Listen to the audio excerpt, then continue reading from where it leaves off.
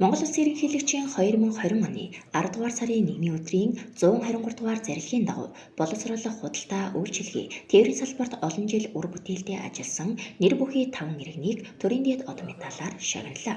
Тодорхойлбол Жаргалан цумын Жаргалан багийн иргэн Цэцэг туяа Алтан ганц зодонгоор цаасдалтай цогцлбор сургуулийн ажилтан Ядам Сүрэн, Жаргалан цумын Тахилд багийн өндөр настан Мөнхцөг, Жаргалан цумын 3 дугаар цэцэрлэгийн багш Мигмар Сүрэн нар хөдөлмөрийн хүндэт медалаар, Манхан цумын ерөнхий боловсролын дотор байрны ажилтан Наран Цэцэг засгийн газрын шагнал хөдөлмөрийн салбарын тэргуун тэмдгээр тус шагнагдсаныг өнөөдөр аймгийн иргэдийн төлөөлөгчдийн хурлын дарга Пүрэвханд аймгийн иргэдийн төлөөлөгчдийн хурлын нарийн бичгийн дарга Сандаг Сүрэн нар гардуулан өгч баяр хүргэлээ.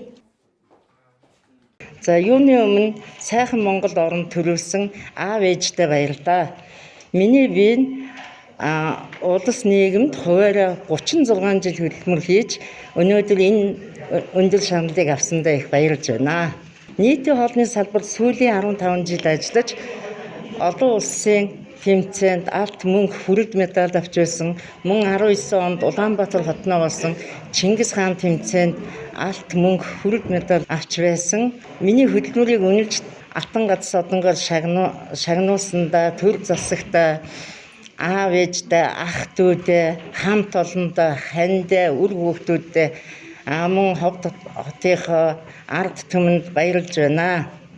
Ингээд үхэл жилдээ Ховд аймгийн минь иргэд илгээрээ инк амгалан, төрлөөрөө төвшин амгалан байхын ерөөлийг дэвшүүлье. За би боловсролын байгууллагт нийт 26 жил сургуулийн өмнөх боловсрол олгохоор хүүхдүүдтэйгээ ажиллаж байна. Тэгээд одоо энэ сайхан сар шинийн өмнө бас хөдөлмөрөө өнлүүлээд энэ хөдөлмөрийн хүндэт медалаар шагнуулж байгаадаа мөн баяртай байна. Тэгээд одоо удахгүй болгож байгаа сар шинийхаа баярыг Монгол түмэн та бүхэндээ дэвшүүлье.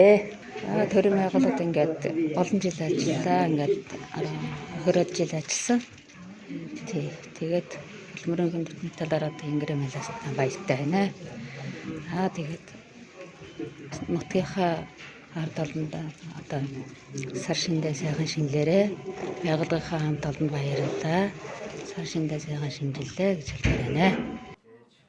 Эргэлсэн ажилдаа амжилт гаргаж орон нутгийнхаа хөгжил цэцэглэлтийн төлөө хоёргүй сэтгэлээр зүтгэсэн олон жилийн нүр их хөдөлмөрөөр төр засаг түмэн олноороо үнэлүүлж өхөр жилийн босгон дээр төрийн дэд одон медалаар ингэрээ мэлаалгаж байгаадаа тэд талархаж байлаа.